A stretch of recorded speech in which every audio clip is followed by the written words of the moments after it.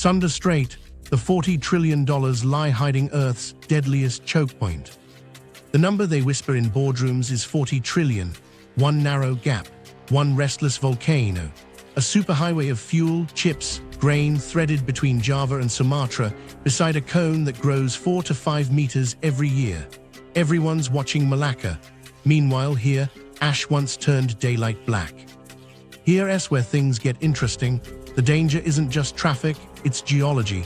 A 20-meter depth ceiling, shifting sand waves, currents that throw steel sideways, and a volcano that already proved it can tear itself apart and is rebuilding the same weak shape that failed in 2018.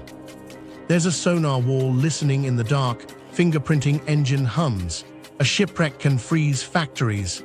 The timer is running. Rewind with me. The Lie of Safe Reroutes. To understand why this gap became a promise, start with the sales pitch. If Malacca clogs, you swing south to Sunda. Easy, cheap, open. That line crept into risk memos, freight models, even government talking points. The lie worked because it felt tidy, one choke point backed up by another. But tidy on a spreadsheet isn't safe at sea. Who benefits from calling Sunda Plan B when it's not? Anyone whose margins depend on certainty they can't buy. Traders promising delivery windows, insurers selling coverage against manageable perils, and planners who need redundancy on paper more than they need it in the water. Meanwhile, the people taking the risk are crews on the bridge, pilots who know every eddy by smell, and factory managers who live and die by just-in-time. Look at the map like a mariner. Sunda narrows, then kinks. The floor's not flat, it's rippled with mobile sand waves that migrate and reform bars. Practical depth, around 20 meters in key stretches. Compare that to Malacca's 25-meter constraint near Singapore, already shallow, sure, but those 5 meters are the world to a loaded hull. It's the difference between breathing room and a clenched jaw. Now make it concrete. A 19-meter draft leaves maybe 1 meter over a bar that moved last week. That's not margin, that's hope. Add tidal set and monsoon-driven currents, and you're steering a skyscraper in a river. Here's the thing, Sunda isn't just shallow, it's alive. The currents shear hard as water squeezes between Sumatra and Java. Local pilots talk about standing eddies that don't show on charts. Meanwhile, bathymetry turns dynamic when storms rework the seabed. You can draw a fairway on Monday and watch it move by Friday. Put a bulk carrier with a 19-meter draft into that and pray no one loses power. Now layer the cargo reality. Through this gap move LNG carriers on tight delivery windows, refined fuels topping off city tanks, palm oil feeding food and cosmetics chains, nickel ore that lands in EV batteries, cobalt for cathodes, copper concentrates bound for smelters, even chip-making gases that don't like delays. Everyone likes to say the flow can reroute. Sure, until one steel hull stops dead across a 20-meter slot. Get ready for this, stack the risks. You've got bathymetry that changes without warning, monsoon squalls that slash visibility to nothing, ash plumes from Anak Krakatau that can choke engines and blind radar, and uncharted debris after big weather. It's not one thing, it's all of it at once. And unlike a canal, there's no quick tug ballet to spin a stuck ship free when the weather's chewing on you. Meanwhile, something else was happening in the background. Numbers people priced Sunda as if it behaved like Malacca. They shaved minutes here, added bunker there, and told themselves insurance would catch the tail risks. But what nobody put on the model was a live volcano inside the traffic pattern. The model assumed metal and water. It forgot fire and rock. Here's where it gets interesting. Anak Krakatau sits inside the strait, a child of the 1883 caldera that blew itself open and shoved walls of water into coastlines. The cone today grows roughly 4 to 5 meters each year in pulses, lava, tephra, waves gnawing at soft edges, then does it again. Growth builds steep flanks. Steep flanks fail. In December 2018, the southwest face slid into the sea and sent a tsunami across ferry lanes and beaches. That wasn't a fluke. It was the mechanism revealing itself, and the cone is now rebuilding into the exact same geometry that failed. So why did the safe reroute story stick? Because history got flattened into folklore. Colonial charts drew tidy lines across a living seafloor. Empire engineers talked about dredging and forts, and that language lingered. Engineer around nature, widen the lane, standardize the risk. In the 201s and 202s, ports and refineries doubled down on Sunda access, betting on growth and proximity. The lie was convenient, nature as a problem you solve once. But the strait kept reminding anyone watching closely, minimum depths didn't get deeper, currents didn't slow, the volcano didn't retire, and yet the label Plan B spread. Brokers reassured clients, if Malacca tightens, we'll swing through Sunda, cheaper than Lombok, faster than going around Australia. Except the hull you're planning to send might be Malacamax on paper and still too deep for Sunda on a spring tide. That's when the gap between plan and physics becomes a liability. One more wrinkle people don't like to talk about. Free passage isn't exactly free. Out there in the archipelago, hydrophones and magnetic sensors, the so-called fish hook undersea defense line, listen. They can even fingerprint a ship by its engine hum, tracking patterns crews can't see. Submarines thread the quieter, deeper routes, and Sunda sits inside that listening geometry. Commercial traffic isn't the target, but in a crisis, contested monitoring and naval shadowing change behavior. Insurance hears that too, and quietly folds it into premiums. So what happens if one ship loses power in that 20-meter slot near a shoal that moved last week? AIS screens fill with yellow triangles in a holding pattern. A tug tries to nose in and can't hold station in the set. Another vessel drops anchor to avoid drift and drags into a cable nobody charted since the last storm. You don't get a gentle slowdown, you get a freeze. And with today's just-in-time logistics, a 12-hour pause cascades into missed berths, default clauses, and penalty rates. Multiply that across LNG cargoes with delivery windows, and you've got power markets twitching. Here's the crazy part, this isn't even the worst case, because the choke point's not just steel and sand, it's fire underwater. The backup route millions assume will save them runs beside a machine that makes new land, eats its own sides, and sometimes throws the ocean itself. The map on the wall says redundancy. The ground under that line says otherwise. We've seen traffic nightmares before, Ever Given, fog-bound harbors, pilot strikes, but this strait has a heartbeat, and that pulse is getting louder. 3 shocking things by 5 minutes. Here's where it gets interesting. 3 things most plans miss, and together they flip the reroute myth on its head. Shock 1, width, shoaling, and that 20-meter ceiling. On paper, the strait looks roomy. In practice, the usable lane squeezes to a few ship widths because sand waves creep into it like slow avalanches. Now picture a hull drawing 19 meters, a spring tide, and a bar that shifted last week. 1 meter of water under steel and a clenched jaw on the bridge. One blackout, one grounding, and you don't just delay a conv, you freeze the belt that feeds Asia's factories. Containers wait for components. LNG deliveries miss penalty windows. Refineries juggle crude blends they didn't plan to run. This is the moment everything changes because physics won't negotiate. Why this matters for real people? Because the factory manager in Penang can't assemble laptops without the Japanese substrates on that ship. The pharmacist in Surabaya won't get the solvents that expire if they sit offshore. The engineer in Shenzhen watches line utilization drop and overtime vanish. A single hull becomes a paycheck problem. What actually happens? The grounded ship settles, bow on bar, stern in current. Tugs circle but can't hold against the set. AIS fills with vessels making slow orbits to avoid anchoring in bad ground. Pilots radio each other, swapping last soundings like gossip. Then the insurance emails hit. Notice of elevated hazard, war and natural peril riders under review. Crews count hours to max rest rules. Charterers count dollars per minute. Immediate impact, detours spike bunker fuel demand and wipe thin margins. Schedules slip. Ports downstream jam with arrivals bunched by delay. The ripple jumps to trucking yards, then to shelves. People don't see the ship, they feel the price. Shock 2, Anak Krakatau is not scenery. It's growing roughly 4 to 5 meters a year, rebuilding into the exact same weak geometry that failed in 2018. Growth builds over steep flanks on weak layers. In December 2018, the southwest side failed, half the island vanished, and a tsunami ran through tourist beaches and ferry lanes in the dark. That wasn't rare. It was the system doing what it does: load, weaken, slide, wave. Now place that mechanism beside your traffic lane. Ash clouds don't care about your radar. Fine ash sands turbines.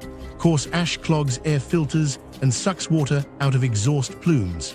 Pilots lose horizon when the world turns gray. Why this matters? Mariners can't see, engines cough, bridge crews make calls faster than they can check them. On land, tide gauges jump, then go quiet because the wave period is short and the sensors clip peaks. The first wave isn't always the biggest. Evac windows shrink to minutes. What actually happens? A burst of seismic noise, then the shoreline drops out of the darkness. Small craft flip at anchor. Ferries try to clear the lee of piers. Coastal VTS calls for all stations, some don't answer. Ash drifts with the wind and slants across the fairway, turning high-beam searchlights into fog. Within hours, notices to AMN reroute flights around the plume, and you've got an air-sea shutdown stacked on a sea jam. Impact, contracts trip. LNG cargoes fail to make their temperature and time clauses. Floating storage fills. Power markets twitch in Tokyo and Seoul. Risk gets real fast. Shock 3, the fishhook undersea defense line. Hydrophones, seabed cables, magnetic anomaly detectors, quiet hardware strung through the Indonesian archipelago, watching deep routes like Lombok and Makassar, and listening across Sunda. Free passage isn't exactly free when everyone's counting prop blades by sound and fingerprinting your engine hum like a signature. In peacetime, it's background noise. In a crisis, it's a chessboard. Submarines hug thermal layers, surface escorts just happen to be nearby. Commercial masters get shadowed, slowed, or told to hold for safety. Insurance underwriters don't argue, they price it. Why this matters? Misread pings in tense moments escalate. A fishing trawler drags a sensor and someone thinks it's sabotage. A sub masks in volcano noise and spooks a destroyer. Civil shipping becomes a pawn because the lane is narrow, shallow, and mapped by ears. What actually happens? Notices to mariners add temporary exclusion zones. Convoys form where there weren't convoys yesterday. Bunker planning implodes because speed profiles change. Letters of credit expire while cargo sits 10 miles from open water. Impact, costs climb before anyone says security event. Food cargoes, rice, palm oil, roll into futures volatility. EV supply chains wait on nickel ore that's stuck behind a listening post geometry nobody will officially confirm. 3 shocks in 5 minutes. Shallow physics, a living volcano, and a silent wall. That's the surface. Now we go under the hull. Historical root cause, not a history lesson. To understand why this lane was mispriced, we need one loud day in August 1883, but not as trivia as physics that birthed the modern Plan B lie. Picture magma chamber under pressure. The volcano's vents escalate, ash columns punch the sky, and the chamber drains faster than it can refill. The roof loses support, fails, and drops. That caldera collapse doesn't just make a hole, it shoves a lot of seawater out of the way fast. Think piston, not splash. The displacement turns into waves that stack and run, wrapping the strait and slamming coasts. People remembered dark at noon and the sound heard across oceans. The important part here is the mechanism. Rapid subsidence, sudden mass shift, water displaced into energy. That engine still sits in this gap, and the neat maps that followed turned it into a manageable lane on paper. Now look at the charts that came after. Colonial hydrographers drew clean soundings across a living seafloor. They had lead lines, sparse fixes, and the political need for order. Straits became lanes, hazards became notes. Meanwhile, Krakatau's caldera floor was a flat basin 200 to 240 meters deep with steep walls, the footprint of that collapse. Over decades, those clean lines hardened into habit. On paper, Sunda looked manageable. You could steer, you could dredge a bit, you could put fort guns on headlands. And so empire logic slid into modern routing, engineer the problem, standardize risk, sell a backup that geology never promised. Here's where it gets interesting. Early in the 20th century, dredging outfits and colonial planners floated ideas to smooth the turn, clear bars, and build up lights and forts. The message was this is unstable geology. It was this is an engineering gap. That frame stuck. You see it later in port siting, fuel terminals, bulk jetties, ferry ramps, hung along both shores because proximity sells. Even as Anak Krakatau rose from the sea in 1927 and kept growing, the mindset was monitor it rather than rethink the lane. Meanwhile, the seafloor refused to stay put. Sand waves migrated under monsoon push and storm surge pull. Shoals waxed and waned. But the charts, still colonial in lineage, lagged reality. Local pilots learned the strait like a living thing, trading waypoints that never made it into the pretty map books. Then the 21st century doubled down. Through the 2010s and the 2020s, industrial build-out accelerated. Refineries on Java's coast, bulk export piers on Sumatra, new storage, new roads feeding new ports. The bet was scale. If Malacca strains, Sunda can catch overflow. Cheaper than Lombok, quicker than swinging around Australia. Policy and pricing absorbed that as fact. But the root cause never left.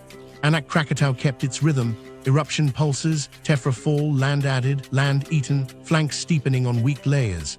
INSAR showed subsidence on the southwest face years before the 2018 slide. Then that proof arrived. The flank failed, roughly a tenth to a quarter cubic kilometer moved, half the island's height vanished, and a tsunami with short periods and high local run-ups tore through the strait. Not theory. Mechanism demonstrated inside the traffic pattern. So how does a violent, well-documented event not rewrite the map? Because the lie doesn't look like a lie on a spreadsheet. After 2018, ports reopened, ferries ran, ash settled, and trade flowed. That creates its own folklore. We rode it out.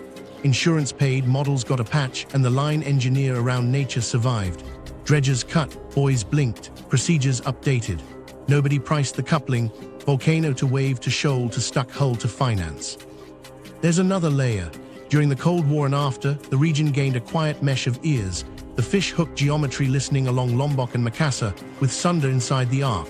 On some charts, it's blank ocean. In procurement papers and naval briefings, it's a constraint.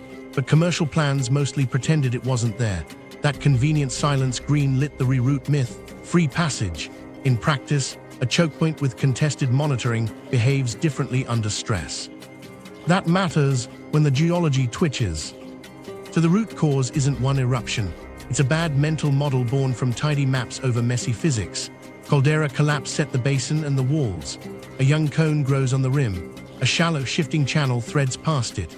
Empire habits taught us to draw straight arrows and call them options. 2018 proved the arrow crosses a fault in the real world. And yet, because days turned back to normal, the pricing drifted to sleep again. Here's the crazy part. The strait keeps teaching the same lesson. The bathymetry moves, the currents bite. The volcano adds height, then subtracts it in chunks. The charts keep catching up, and the narrative, Sunda as Plan B, stays one ash cloud behind. Which brings us to the present tense. What is the machine under this lane doing right now? The volcanic machine under the lane.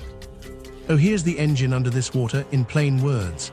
Off Java and Sumatra, the Indian Ocean plate slides beneath the Sunda plate. Picture a conveyor belt sinking into the mantle. Water-rich ocean crust goes down, heats up, and releases fluids into hot rock above. That lowers the melting point. Melt forms, rises, and pools in pockets. Pressure builds, gas comes out of solution, and when the plug at the top weakens, you get eruptions. Then it starts again. Slab, melt, pressure, repeat. That's the cycle, and it runs right beneath a shipping lane people call backup. Now zoom into Anak Krakatau. It didn't just appear and stop. It's been building itself like a stubborn 3D printer, adding layers of lava, ash, and loose tephra. The growth rate, roughly 4 to 5 meters a year in bursts, doesn't sound wild until you remember what it's growing on. The steep inner wall of the 1883 caldera. That's like stacking wet sand on a tilted tray. The southwest sector is the weak side. Every new deposit adds load, steeper angles, and more water trapped in porous layers. Water turns to steam when heated. Steam weakens rock, gravity waits. Here's the crazy part. Domes and cones don't fail like neat slices. They bulge, crack, and then a whole sector lets go along a buried plain. Think of a bookshelf whose bottom shelf quietly slides out. In 2018, that shelf moved. Half the island's height vanished, and the scar pointed straight into deep water. That matters because the collapse didn't just make debris, it made waves with short periods that hammer nearby coasts before anyone can react. That's the mechanism you have to price. Sector growth to sector failure to local tsunami. Meanwhile, ash is its own silent choke. Fine ash is glass powder. Engines breathe it, turbines sandblast, filters clog. Bridge radars see snow. Pilots lose the horizon when gray sky meets gray sea and spray. You can run heavy weather procedures. You can't negotiate with ash crystals cutting at compressor blades. Even if the cone isn't in full eruption, pulses throw ash to flight levels that force aircraft to skirt the plume. Close the air lanes, and the sea lanes don't get spare pilots, choppers, medevac, or parts drops. It stacks. And then waves. Flank collapses don't make the long, rolling swells you can see coming from halfway across the ocean. They throw short, steep waves that stand up fast, wrap around islands, and focus down channels. Bathymetry turns into a lens. The strait's shallow shoulders and deeper slots steer energy like a funnel laid on its side.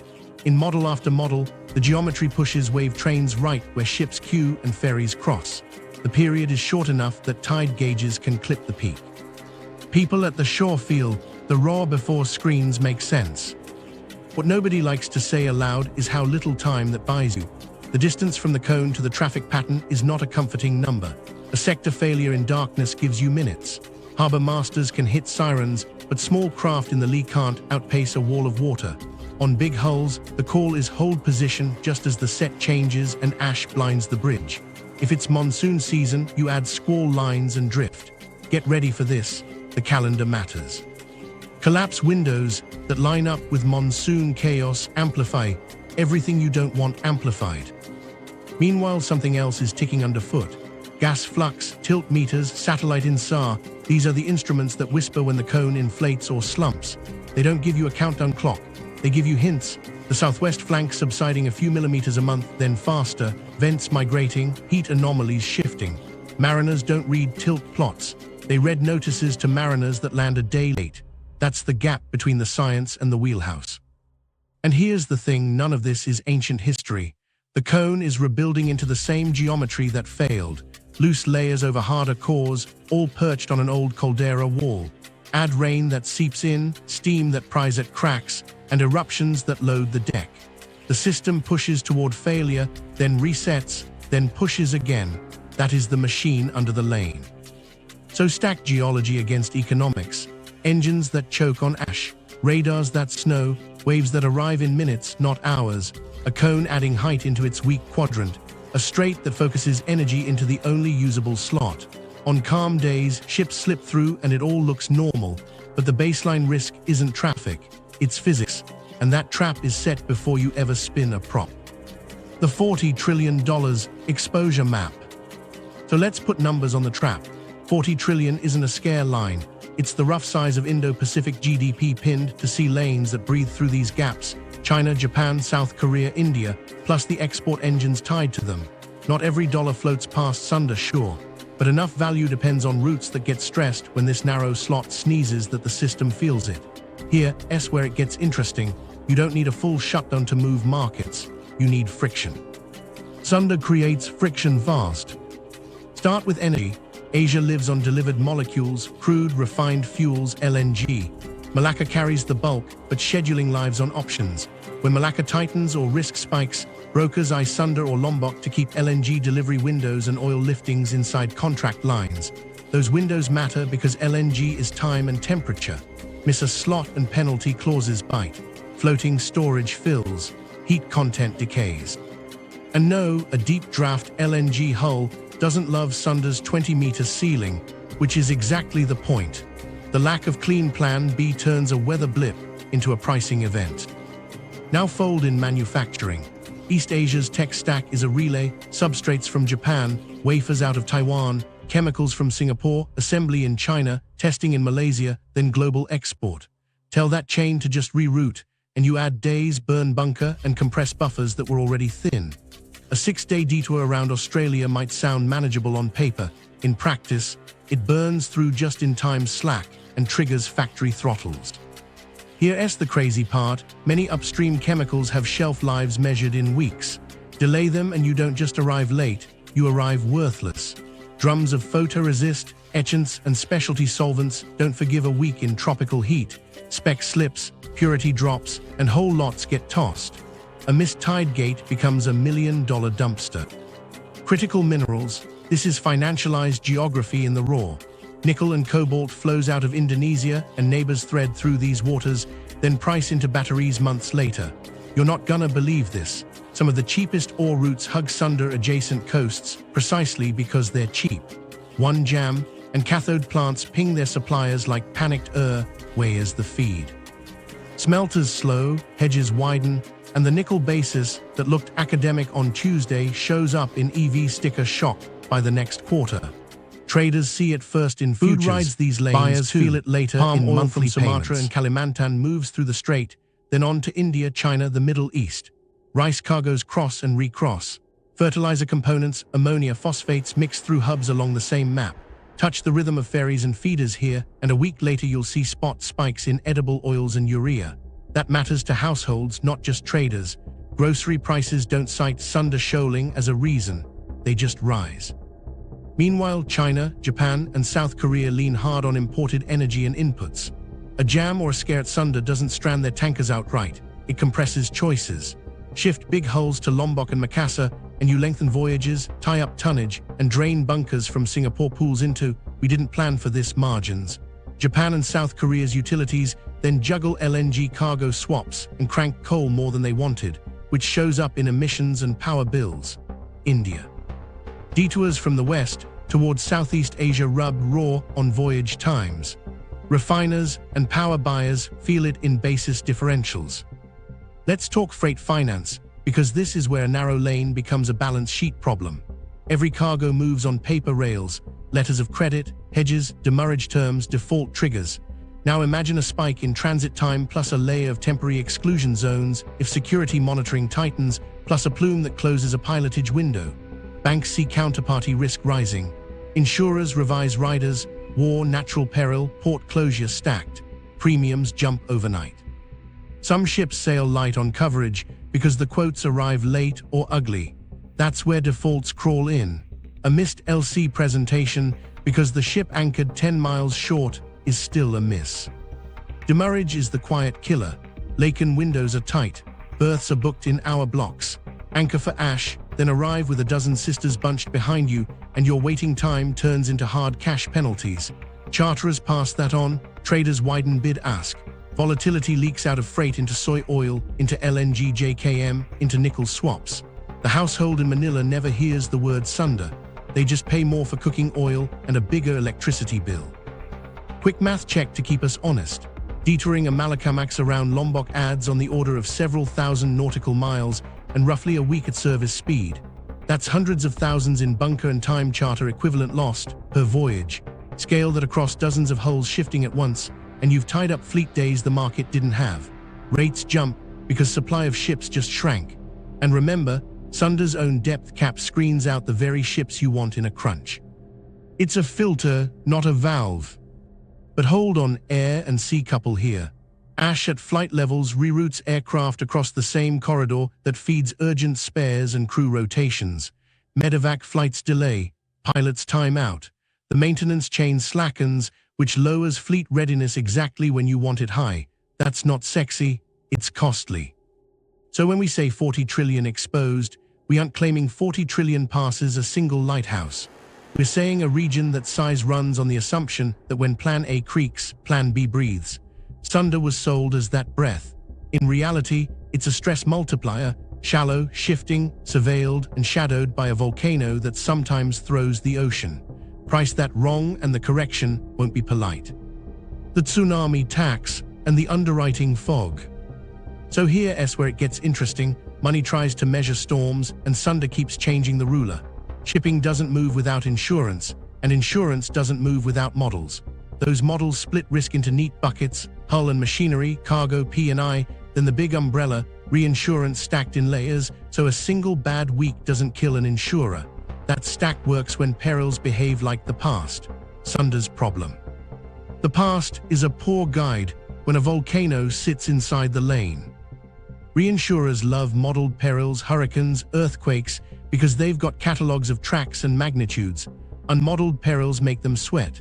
Sunda splices too, volcano to tsunami coupling and shallow channel stoppage from 20-meter limits. Most CAT models treat those as separate stories: eruption ash for aviation, tsunami for distant coasts, grounding for narrow channels. But here, one sets up the next. A flank failure throws short-period waves that realign shoals, that ground a ship, that blocks a channel, that traps a queue under a drifting ash plume. Try to price that sequence with a spreadsheet built for single hits. But here's the thing, the basis risk is brutal. Basis risk is when your hedge pays out on the wrong trigger or doesn't pay when it should. In Sunda, the triggers don't line up cleanly. A volcano alert might go red, but the sea stays open, no payout. Or a minor flank slip makes a local wave that grounds one hull in a bad spot. There's no named storm, no declared port closure, again, no payout. Losses are real, cover is fuzzy. That fog moves premiums before the hazard even shows. War risk riders were already creeping up thanks to great power shadow games and the quiet fish hook listening net. Now add natural peril riders for Volcano and Tsunami. Underwriters hate correlation they can't handicap, so they pad it. The Tsunami Tax shows up as a few basis points on every policy crossing Sunda windows.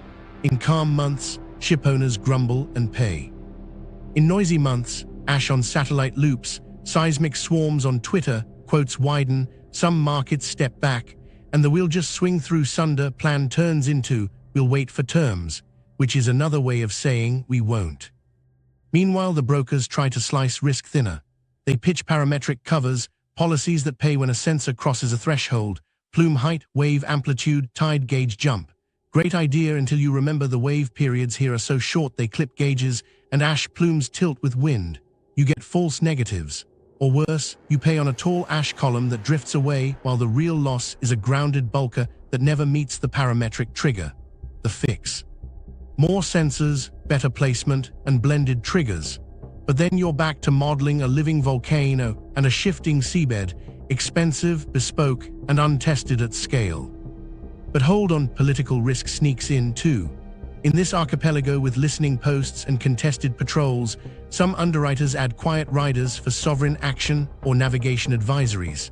Those bite when temporary exclusion zones appear after a misread ping.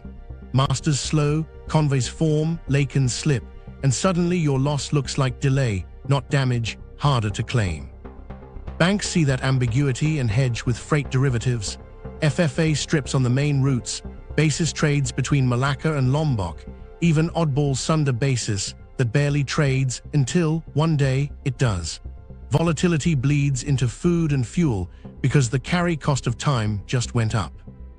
Here's the crazy part: the tsunami tax gets charged before the wave. Actuarial tables don't like microhistories, but Sunda's most relevant data points are micro. A ferry captain's near miss in ash curtains, a pilot's note about a bar that migrated 10 cables, a tide gauge that spiked twice in 5 minutes, then went flat. You can't stuff that into a global CAT model easily. So underwriters lean on judgment, and judgment leans on caution. Premiums rise, deductibles fatten, exclusions lengthen. Clauses sprout words like proximate cause and concurrent causation, which are legal ways of saying good luck proving which part of the mess hit you first. Premium spikes aren't gradual, they jump. Picture a week where Anak Krakatau throws a few ash bursts to flight level and the seismic feed hiccups. Word moves faster than formal notices. Quotes widen before any authority posts an alert. Owners with thin margins stand down. Charterers scramble to rebook via Lombok. Bunkers get bid in Singapore and Darwin. The price of waiting time shows up in edible oils and LNG desks before a single wave hits a seawall. That's the tsunami tax, paid in anticipation, tallied in silence, settled in grocery aisles and power bills. In the background, reinsurers look at their peak zones and ask a hard question: is Sunda part of Asia quake, Asia wind, or other? If it's other, they cap it small, which pushes primary insurers to ration capacity. If it's Asia quake, it rides under an already hot aggregate. Either way, capacity gets tight exactly when a reroute story needs it loose. And remember, every insurer that took a bath on Suez or Panama delays last year has a fresher memory for systemic chokepoint loss. They won't be generous. So you get this underwriting fog, prices that don't match the weather you can see, covers that don't match the losses you take, and risk that migrates faster than the paperwork. Masters feel it as awaiting instructions. Traders feel it as wider spreads. Households feel it as why did rice go up again? The market doesn't call it a tsunami, but the tax is real. The submarine ghost zone. While ships worry about shoals, another game plays under the keel, silent, patient, mapped by ears. Thread the Indonesian archipelago and you pass through a web many won't name on record. Hydrophones, seabed cables, magnetic sensors, stations that count prop blades by sound and log the faint tug of a steel hull on Earth's field. People call it the fish hook undersea defense line. It watches Lombok and Makassar like doorways. Sunda sits inside that listening arc, close enough that free passage comes with a quiet asterisk. Here's the thing: submarines love deep, cold, wide. Sunda is none of that. Turn radii are tight. Depth falls off around Krakatau's caldera wall, then rises onto shallow shelves. Thermal layers, the invisible sheets where water temperature jumps, bend sound. A sub can duck into a layer and smear its signature. A destroyer's sonar can punch through on a lucky day and miss on a noisy one. It's cat and mouse in a hallway with carpet 1 minute and tile the next. You're not gonna believe this. The volcano adds cover noise. When Anak Krakatau grumbles, the water vibrates. Microseisms, bubble plumes, crackling ash, acoustic clutter that turns the sea into a bad radio. Subs hide in it. Surface ships hear ghosts. A ping reflects off a roughened thermocline and looks like motion. A magnetic detector twitches when ash-laden currents drag iron sand. Nobody wants to admit a volcano can jam a navy, but crews learn fast, wait for the rumble, then move. Patrols time their runs for ash gusts because the water goes loud, and loud is cover. Meanwhile, surface traffic becomes unwitting scenery for quiet games. In peacetime, it's routine patrols on the edges, blacked-out hulls sliding where charts say nothing to report. In tense moments it tightens, convoys for safety, speed advisories that sound like courtesy but feel like control. A master hears, slow to 12 knots through sector, and reads the subtext. Someone wants the water column predictable. Insurance hears it too and pings underwriters, elevated security posture. Premiums nudge up without a headline. Nobody knew on the bridge last time they transited.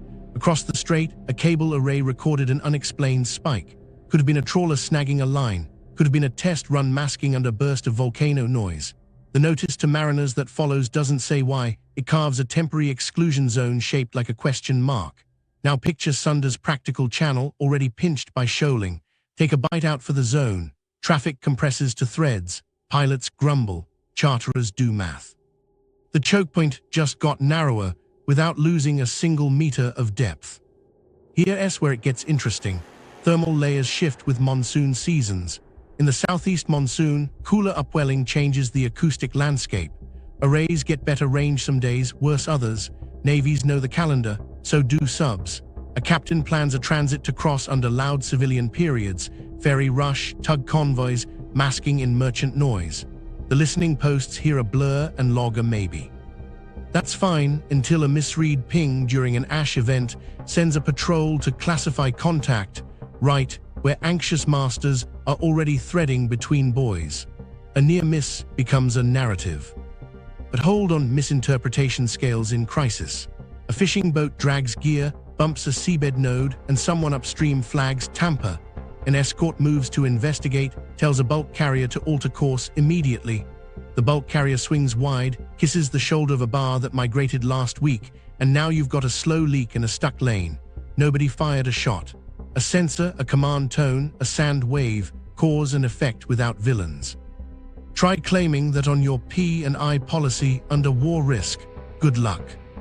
From their perspective, navies aren't trying to choke commerce. They're managing a chessboard crammed into a corridor. Submarines need predictable geometry to stay unspotted. Sensors need quiet water to listen. Escorts need separation to avoid blue on blue. Commercial masters need none of that, just daylight, depth, and a decent forecast. In Sunda, those needs collide. Add Anak Krakatau's static, and even cool heads get jumpy. A sonar screen snows while ash stipples radar.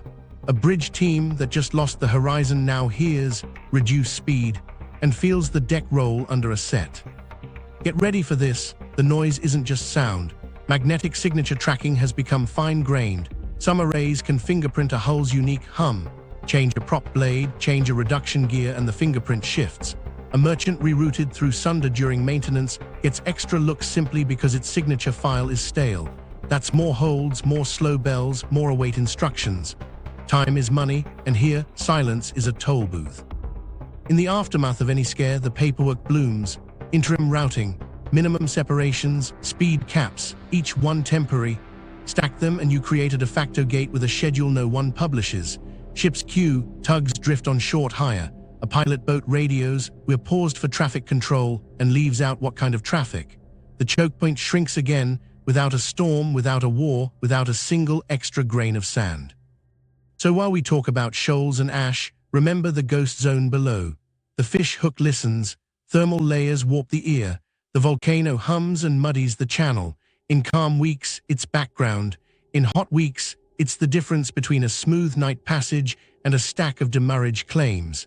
And the scary part, all of that happens before the geology moves. The Anak Krakatau timer. Zoom back to December 22, 2018, night, ash in the wind, ferries running. The southwest flank of Anak Krakatau let go. Half the island's height vanished, and a local tsunami slammed both sides of the strait. That wasn't random. It was a dress rehearsal that showed the mechanism in full. Load the weak sector, fail along buried plains, push a wall of water with short, punishing periods. Proof of mechanism, not a fluke, sitting right beside the lane people still call Plan B. So what's the timer saying now? Start with the growth. The cone's rebuilding, adding roughly 4 to 5 meters a year in pulses, lava here, tephra there, onto the same unstable geometry. Loose layers draped over older cores, all perched on the steep rim of the 1883 caldera. INSAR and tilt meters have flagged small but steady deformations. Gas flux breathes in fits, vents migrate. None of that gives you a calendar date. It gives you direction. Mass is accumulating on the side that already failed. Here's where it gets interesting. Sector failure doesn't need a giant eruption. You can get a sliding wedge from rainfall, steam pressurizing pores, or a modest eruptive pulse loading a saturated slope. Picture a wedge of wet gravel on a tray, tip the tray a little more each month. One day it moves.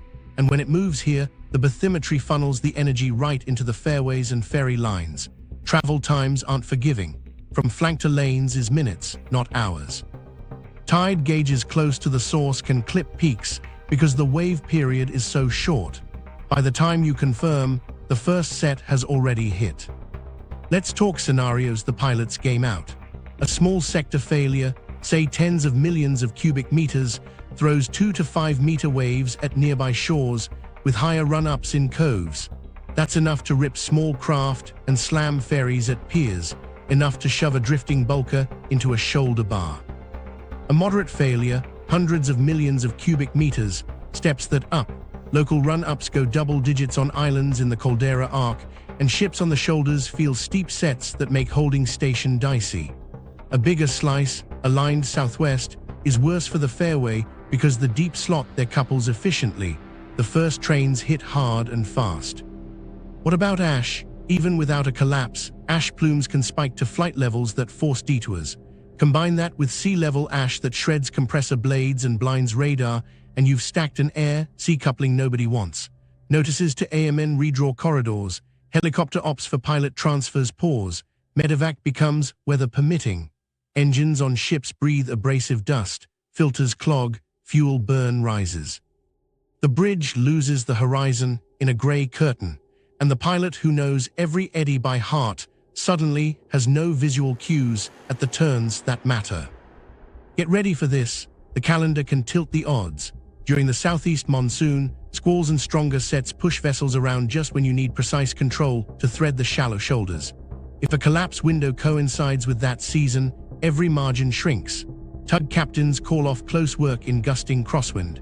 Big hulls that could pass on a calm night now wait for dawn that doesn't arrive because ash turns the morning into a dim fog.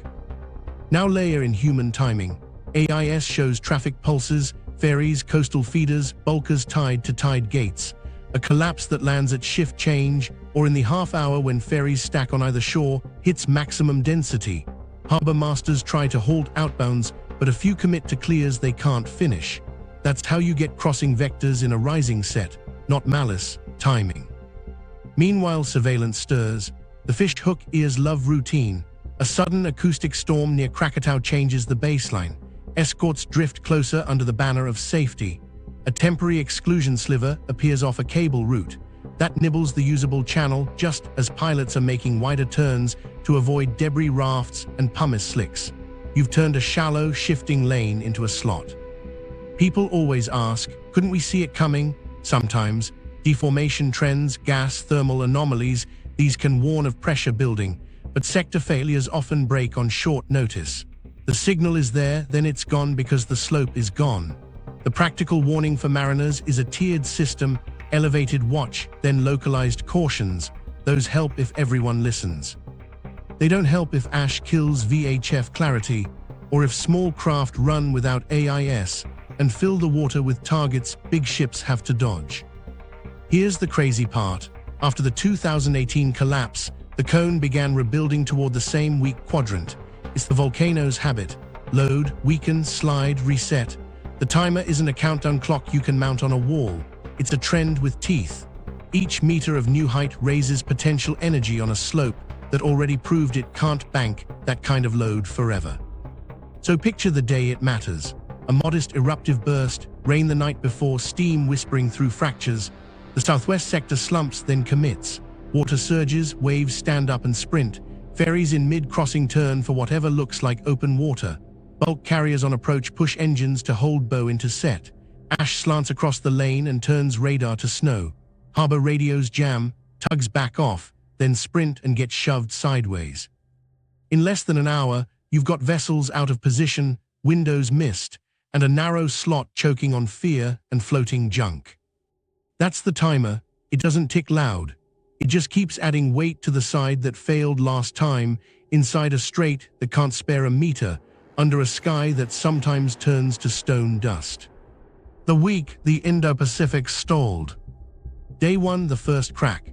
Just after dusk, 3 maydays hit VHF, 2 ferries in mid-channel taking steep sets, 1 coastal tanker reporting spray to the bridge. AIS shows a grey pocket, positions dropping out near the cone. A bulker on approach radios losing visual ash haze, then goes silent for a minute that feels like 10. Harbor masters order slow bells. Tugs try to hold in a cross set and get walked sideways. A pilot on Java says it plain, anchor anything not committed. Lights flicker ashore as substations trip. People filming ash don't know they're catching the first freeze. Day 2, the queue appears.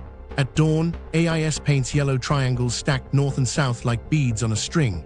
Notices to mariners carve temporary caution areas that eat into the only good water. Here's where it gets interesting. Insurers blast elevated hazard notes and widen riders before lunch. War and natural peril quotes jump. Masters wake up undercovered. Charterers start calling Lombok. Bunker calls out of Singapore get tense. You sure you want to sprint east with these winds? Pilots swap notes. The shoulder bar migrated 2 cables overnight.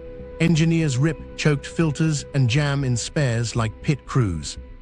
Day 3, clocks and nerves. Crews brush rest limits. 1 tug rotation times out. No legal relief for a ship hanging in the set. More AIS gaps, this time deliberate. Captains switching to low power to reduce clutter. A coastal feeder sneaks a slot and clips a buoy. Nobody's hurt, but the chart now reads missing. Underwriters refuse to bind on stale surveys. An LNG carrier, too deep for Sunda on a spring tide, holds outside and tallies boil off against penalties. In Tokyo, JKM twitches on rumors 2 cargoes missed windows. It's not official. It doesn't have to be. Day 4, the detour decision. Big hulls do the math and break east for Lombok and Makassar. That's close to a week at service speed, hundreds of thousands in bunker and time charter, and tonnage the market doesn't have. A Java refinery rewrites crude slates, sweet barrels slip, stocks get tapped. Bunker barges in Singapore report tightness, that's really fear pricing. Harbor masters post rolling pilotage pauses for ash. Sumatra pilots meet ships an hour farther out to get ahead of the set and burn their own shift windows. A few captains pick around Australia. That's the panic route you choose when your inbox is all red. Day 5, paper turns hard. Calls from insurers, temporary exclusions on Sunda transits pending reassessment. Political risk riders get name checked. A patrol draws a short safety corridor near a seabed cable, another bite out of the lane. Freight desks light up. FFA's gap. Palm oil and rice spreads widen against freight. Onshore looks normal, but factory planners feel it. A Penang phone line slows, solvents aging at anchor.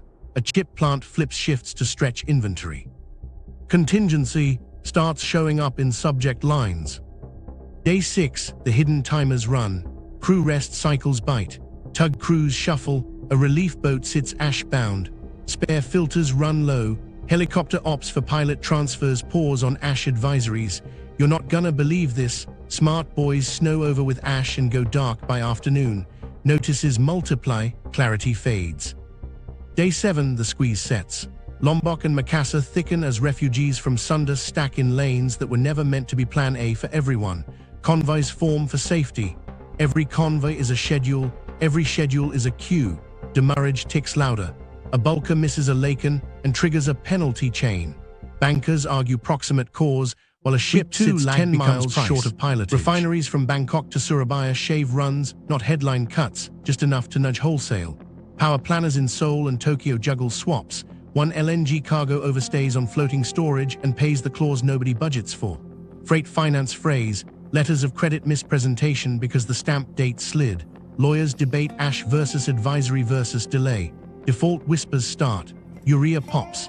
Groceries edge up before the nightly news catches on. Food and chips go quiet together. Palm oil stacks on Sumatra.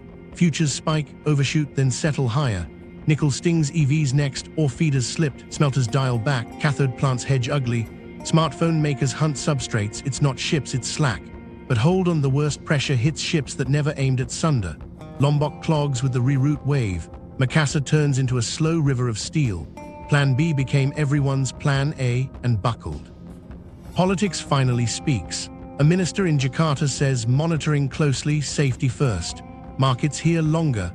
Quiet calls move between capitals, patrol postures, coordinated messaging. The fish hook ears hear more. Escorts drift closer. Temporary advisories harden into habit. Can you engineer your way out midweek? Not here. Dredgers stand by, then stand down. Zero vis, uncharted junk. Smart boys blink, then die under ash. The causeway fantasy doesn't return your call. Extra pilots, better comms, more tugs, they help on calm water. This is geology and physics. By the end, the shape is clear, not blackout choke, not catastrophe friction, enough to move prices, enough to make boards ask, why is our Plan B a live volcano? The answer was on the map the whole time. It wasn't a promise, it was a warning. The fix is no, one can keep alive. So can you engineer your way out? Here's where it gets interesting, you can try. Sunda answers with sand, ash, and tilt. Start with dredging. On paper, cut a swath by margin, call it safe. In practice, sand waves here move like slow rivers. You clear a bar Monday, the monsoon and set rebuild it by Thursday. Cutter suction rigs need visibility and solid marks. Ash kills solar on buoys, marks drift, and nobody spins steel teeth near uncharted debris or cables. Even when you win a week, you lose the season.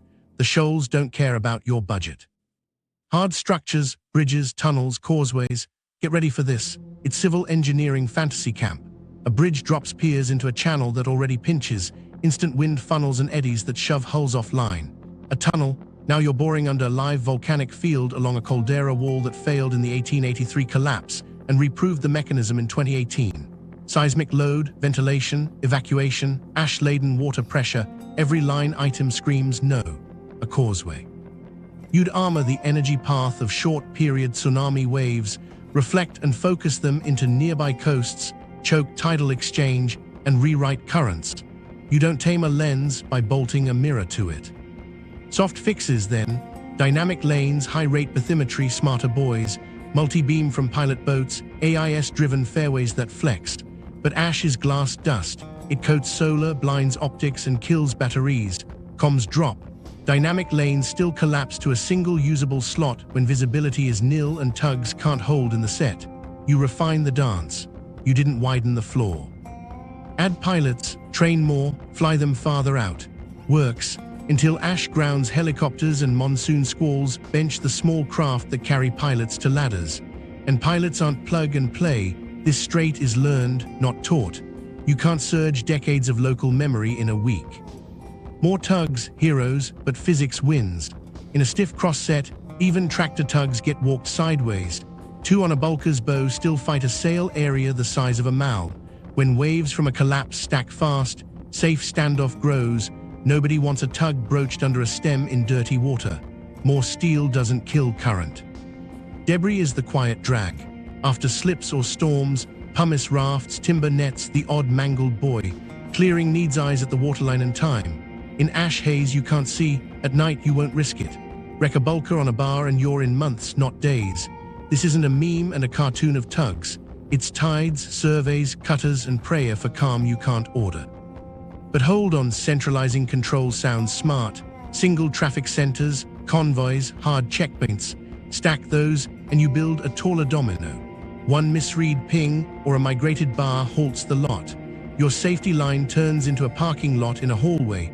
You just invented a bigger jam. Diversion ports on the shoulders, feeders to road and rail, small wins, big bottlenecks. Roads here weren't built for sudden surges of hazmat. Tanks fill, now you're arguing fire codes while tankers idle in ash. Pilot scarcity bites again. 12 new berths mean nothing if 3 people can work them in bad weather. Signal redundancy, Lauren E, inertial backups, star trackers, keeps steel pointed right. It doesn't add depth. It doesn't stop a 6-minute wave from standing up under your bow. Move the fairway, nudge from the cone, hug a shore, maybe on blue sky days. The bathymetry is a quilt, gain a meter here, lose 2 there, trade one hazard for another, and cut across ferry routes that don't take email orders. And the quiet constraint surveillance. Any seabed change or flow tweak triggers coordination with the folks who own the ears. Coordination means time, rules, and sometimes no. You don't pour concrete on a chessboard without moving pieces you don't control. So the pattern holds. Dredging loses to Tuesday. Big structures fail under ash and quake. Soft fixes help until ash and waves strip them. Extra pilots and tugs hit air, visibility, and physics walls. Centralized control raises failure height. The harder you force Sunda to behave like a canal, the louder it reminds you it's a live seam with a volcano in the middle. If you can't tame the strait, stop calling it your backup. Kill the Plan B slide. Pay for C, D, and E that don't share the same brittle point. Diversify around it and pay the bill up front. The workarounds and their hidden costs. So if Sunda won't behave, you route around it. Simple, right? Here, S where it gets interesting. Every workaround hides a second bill, and most of them dump stress onto maps already creaking. Malacca overload is first. Fear in Sunda drives traffic back to the shortest path. Malacca runs hot already, near 100,000 transits a year, a 25-meter pinch near Singapore, pilots holding razor-thin separations. Add a few % of bulkers and product tankers, and you don't just get queues, you raise accident odds. Speed advisories tighten. Overtakes get banned for longer reaches.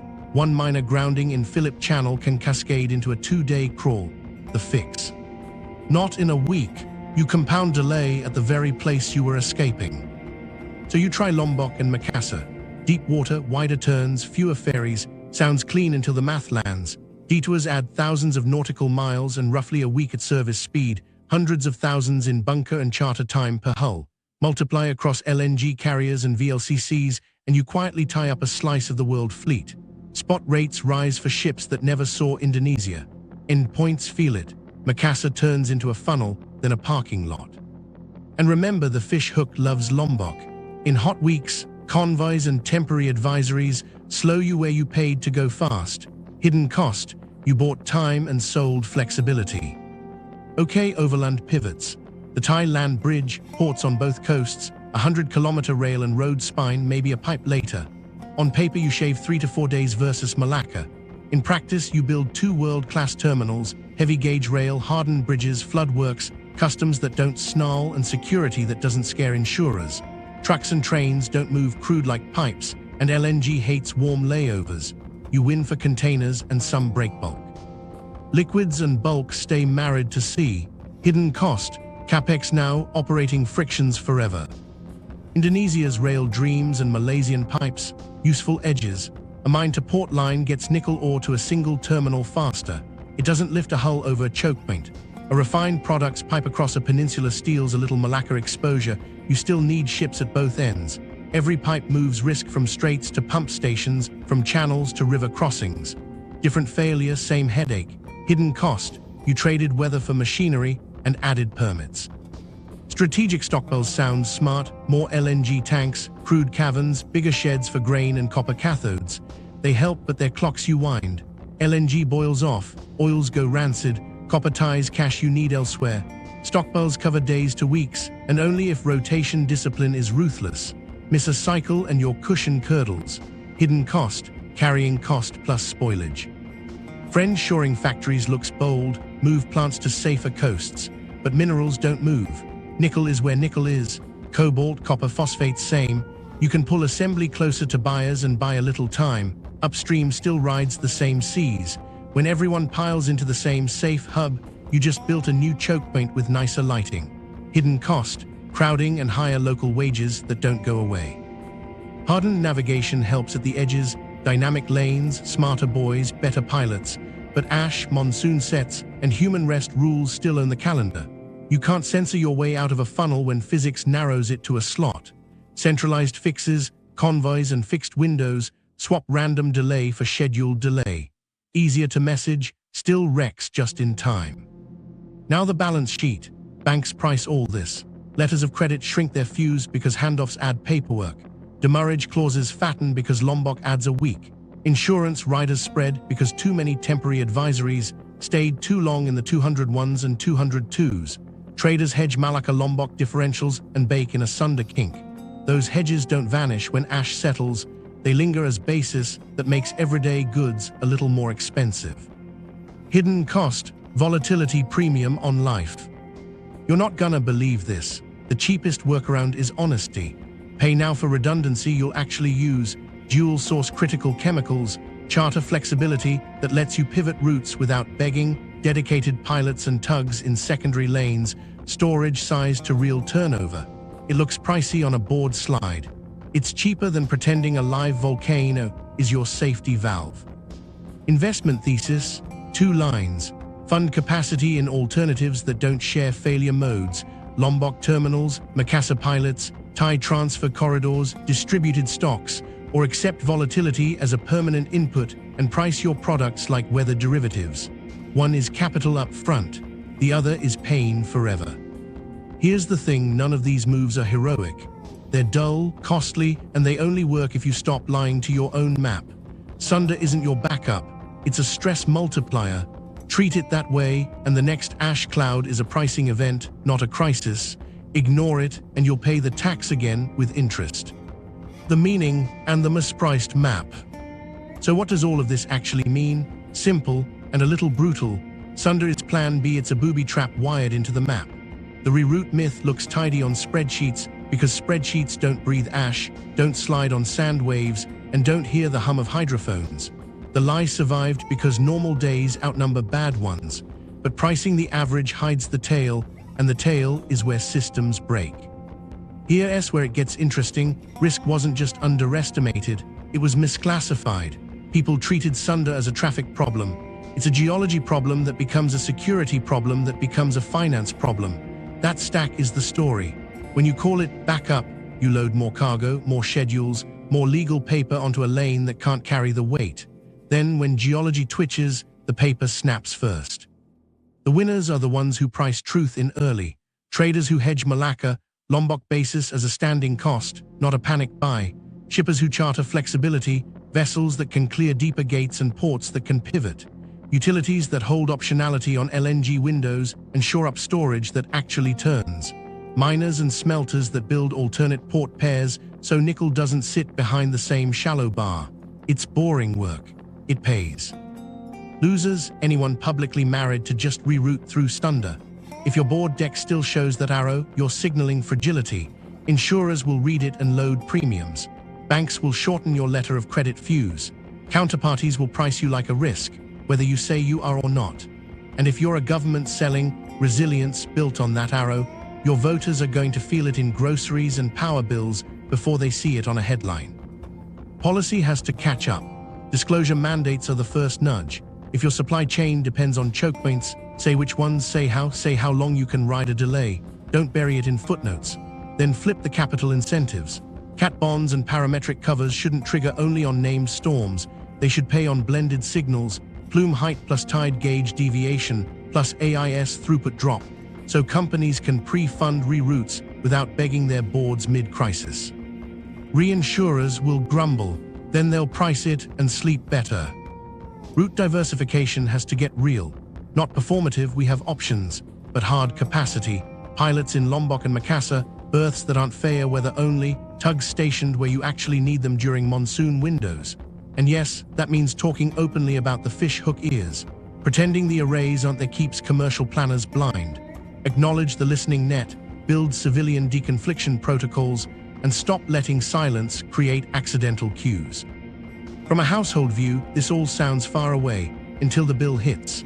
Groceries, gadgets, power, they all carry a freight line item that's invisible on the receipt. When Sunda takes a breath and the map tightens, that line widens.